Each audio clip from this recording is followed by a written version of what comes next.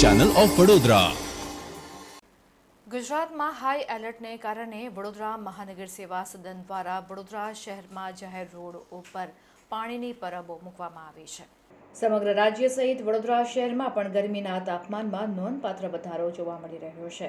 તંત્ર દ્વારા orange alert આપવામાં આવ્યું છે, ત્યારે લોકોને વગર કામે બહાર નહીં નીકળવાના સૂચનો પણ આપવામાં આવી રહ્યા છે। આ કાળઝાળ ગરમીમાં લોકોને રાહત મળે તે હેતુસર વડોદરા મહાનગર સેવા સદન દ્વારા ન્યાય મંદિર કોર્ટ પાસે પાણીની પરબ મૂકવામાં આવી છે।